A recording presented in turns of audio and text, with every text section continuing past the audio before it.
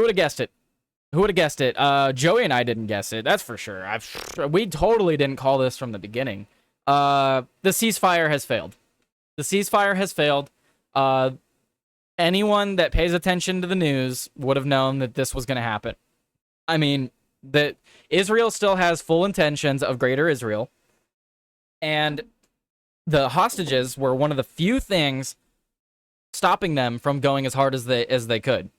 And now here we are. We're back with this. Daily Mail has it. I have another article from the Gateway Pundit. Netanyahu orders powerful strikes in Gaza and kills 9 after accusing Hamas of violating ceasefire terms following faked return of hostage remains. At least 9 have reportedly been killed after Benjamin Netanyahu sanctioned his military to carry out powerful strikes in Gaza on Tuesday. The Israeli prime minister accused Hamas of violating the U.S. brokered ceasefire, saying the militant group had broken the truce by faking the return of hostages' remains and by opening fire on IDF forces. Israel claims militants were caught on drone footage staging the discovery of remains, only to send back body parts that actually belonged to an Israeli who had already been recovered nearly 2 years ago. Body parts that actually belonged to an Israeli who had been recovered nearly 2 years ago. So what I have to say about this, and I'm trying to call into Timcast tonight. We'll see if I get picked. But was the celebration of this ceasefire premature by people? And is it realistic to expect the return of every dead hostage when a lot of these may be buried beneath rubble or buried in now destroyed tunnels? Sure, you can request that they go and dig them out, but how many people have been killed in Gaza so far? And were these people the people that knew the location of these bodies? Like, there's so many different aspects of this, right? Like, they already returned all the living hostages. They're asking for the ones that are dead now. How are they supposed to find the dead hostages among the many dead that are there? Like, I think it's a little unrealistic. I get you want closure. The families want closure. But I think in a war like this, it's not reasonable to be able to find every body and every remains of somebody, especially when a lot of these remains are in tunnels and under deep rubble. But so it goes on to say that officials said the deception was a clever violation of the ceasefire, which requires Hamas to return all remaining bodies immediately. 9 people have reportedly been killed in the latest Israeli strikes, Gaza Civil Defense Agency claimed in their latest statement. The escalation came amid reports of gunfire in Rafah, where Israeli troops came under attack on Tuesday. The IDF said its soldiers were targeted by Hamas militants. Israeli Defense Minister Israel Gaza stated the militant group will pay a heavy price for their actions, and Israeli military officials added, Hamas violated the ceasefire once again. Elsewhere, the IDF's chief of staff, Lieutenant General Eyal Zamir, said Israel would not remain silent over the alleged breaches. Did Hamas break the ceasefire, or did Israel break the ceasefire? I don't know. I don't care. I really don't care at the end of the day. It's just, I think it's hilarious that we thought that I just think it's funny that people thought this was going to last more than 2 weeks. Let's see. Let's go on down here. And an Israeli military official told the Daily Mail that Hamas violated the ceasefire once again, carrying out an attack against IDF forces east to the Yellow Line, an area under Israeli control. This is yet another blatant violation of the ceasefire. This comes after Hamas has also shown their true face and the fact that they are pretending to not know where the remaining hostages are. However, Hamas on Tuesday denied responsibility for the attack in Rafah and said it remained committed to the ceasefire deal. So Hamas is saying that they're denying their responsibility for the attack. Well, my question is, too, is, like, what if there's just a single guy? Like, what if there's just a group of people that decide to go and attack? Like, let's say some rednecks, right? Some rednecks in, like, Mississippi or Texas or whatever. And I say rednecks, I don't mean it as, like, a bad thing. I'm just saying, like, what if there's some good old boys? They round up a nice pickup truck, load up with guns, and they go and attack some, like, cartel or something like that. Or they go attack some people in Mexico. Are we then going to say, oh, if the entire United States is attacking us? Or are you going to say that group attacked us? So how do we know that the people that may or may not have attacked Israel are actually, like, a part of the militant group? How do we know that they're actually a part of that militant group? How do we know, and even if they are a part of that militant group, how do we know that they didn't just go off and do it without permission? Like, so you're just saying, oh, they broke ceasefire because someone shot at them. Okay, well, stupid people do stupid things. So I don't know. Redneck is a term of endearment. I don't know. Some people get offended by it. But let's see. But again, and they're saying they're pretending to not know where the remaining hostages are. Well, what if they don't? How? It's like when someone accuses you of a crime that you didn't commit, and it's like, well, you should have proof of that. You should have proof of what you didn't do. And it's like, well, how do I prove that I didn't do something? Like, it should be you to prove that I did something. You need to put out the proof that we know where these hostages are. Like, you can't just be like, no, you know where they are. You know where they are. Come on. Stop lying to us. You know where they are. Go get them. Go get them. You know where they are. Why would they hold bodies? Why would they don't care. They already killed them. Why would they hold the bodies? If my look at it from a realistic point of view. If your options are return dead bodies or the bombing resumes, I would assume that you would just return the dead bodies. So if I actually tend to believe that they don't actually know where these hostages are. They're probably buried under rubble. There are still 13 bodies of hostages believed to be in Gaza. Hamas said it had recovered the body of another hostage that it planned to hand over in the evening, but has now refused to go ahead with the exchange over the Israeli strikes. We will postpone the handover that was scheduled for today due to the occupation's violations. Hamas's armed wing said in a statement, adding that any Israeli escalation will hinder the search, excavation, and recovery of the bodies. Of course it will. That's another thing, right? Is like you're telling these people to go and find the bodies. You're telling them to go find the bodies, and it's like, all right, well, stop bombing us. Stop shooting at us. We're trying to excavate. We're trying to search. We're trying to pick up the pieces of the rubble that you left us. And it's just ridiculous.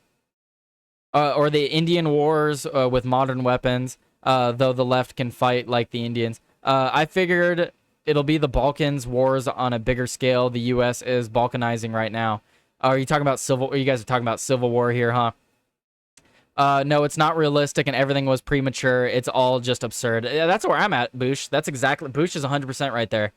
It's not realistic. And again, like, it's probably going to take months for them to find everything, because, again, they were building tunnels. They had these hostages in tunnels, and then they were bombing the tunnels, so all of these people got buried. How many of the hostages died, by the way, because of Israel? Like, let's be real here, right? And I'm not saying it's entirely their fault. I'm just saying, as a direct result of the bombings going on in Gaza, how many hostages were killed by that? I would assume that there were some buried in those tunnels. Not on purpose. Maybe they were on purpose. I don't know. I'm not going to speculate on that. But I am going to speculate as to how many of the hostages that are now buried in these tunnels were directly because of Israel bombing the tunnel. It's just that's kind of where logic would go, right? Fuck that. Let's just take Canada. Yeah, why are we focused on all these other countries? We just need to go conquer Canada. That doesn't mean there aren't going to be little skirmishes here and there, Mr. Vance told reporters on Capitol Hill. Reporters and witnesses alike are said to have heard tank fire and saw explosions in various parts of Gaza, including in Gaza City and Deir al-Balah on Tuesday. In AFP footage, several masked Hamas fighters are seen emerging from a tunnel, carrying a body wrapped in a white plastic bag believed to be that of a hostage Hamas had planned to hand over on Tuesday. Behind them trails a crowd of men and children, some raising their mobile phones to capture the moment.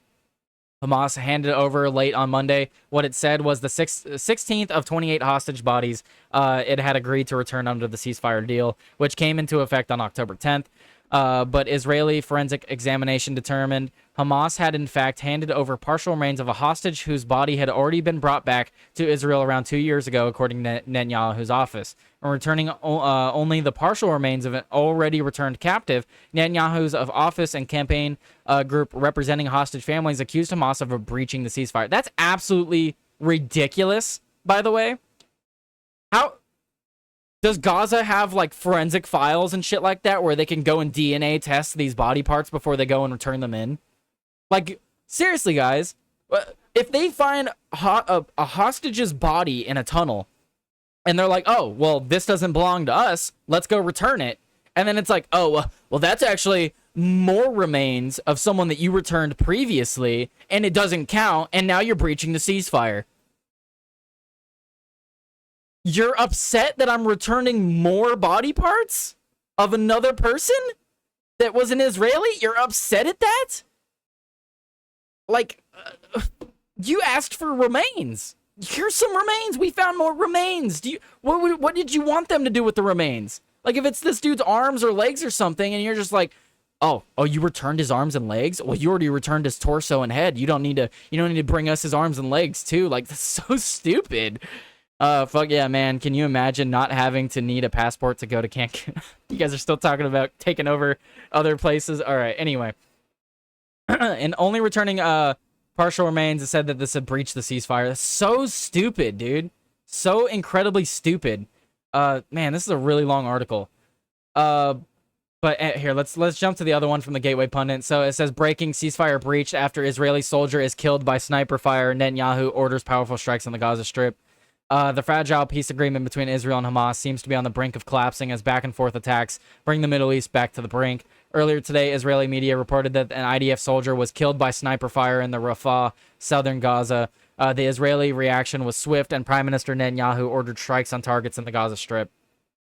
Watch Israeli attack on Gaza a week ago. Oh, that's a week ago, though. Prime Minister Benjamin Netanyahu instructs the IDF to carry out immediate and powerful strikes in the Gaza Strip, saying his office after he called a meeting on Israel's response to repeated violations of the Gaza ceasefire. The decision comes shortly after IDF troops came back under attack in the southern Gaza Strip and amid Israeli anger after further Hamas violations involving the return of hostages' bodies. So yeah, they're alleging that they came under sniper fire. Again, I don't care who broke the ceasefire. All of this is stupid. Israel's going to blame Hamas, of course, and no one's going to believe Hamas because they're actual terrorists, which I would argue that the IDF is terroristic in another way as well, but they're a government's military, so you can't call them terrorists, apparently, even though some would call the United States government terrorists, too, when we go and drone strike all their cities and civilians. But who knows? Who knows what a terrorist actually is anymore? And an Israeli military official told Fox News that the terrorist group Hamas has violated the ongoing Gaza ceasefire by attacking Israeli defense forces, soldiers in Rafah. Tuesday's incident comes after 2 IDF soldiers were killed by terror operatives in Rafah earlier this month. Israeli military sources confirmed to Fox News Digital on October 19th. Following the security consultations, Prime Minister Netanyahu instructed the military echelon to carry out immediate and powerful strikes in the Gaza Strip. The office of Israeli Prime Minister Benjamin Netanyahu said Tuesday the flare-up of violence may impede the return by Hamas of the bodies of the deceased hostages. There are still 13 bodies of hostages in Gaza. Hamas said Tuesday it had recovered the bodies of hostages, but after Israel announced the plans to strike Gaza, Hamas said in a statement that it would delay the handover. So, again, if an IDF soldier was killed by Hamas, that is unfortunate. I don't want more people to die.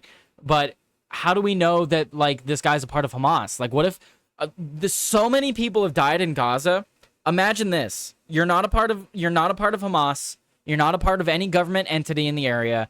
You get your entire family wiped out, your home destroyed, the businesses you used to frequent gone, decimated, your entire place that you were born and raised destroyed before your very eyes. Would you not become radicalized? Would you not become radicalized and act on your own thoughts and opinions? I mean, I'm just saying that. So the fact that an IDF soldier was killed by sniper fire, how do we know that this guy wasn't just a lone gunman? How do we know that this guy was a part of Hamas or any governmental entity in the area? I think we're making a lot of assumptions here, and I think it's on purpose because they actually want the war to continue.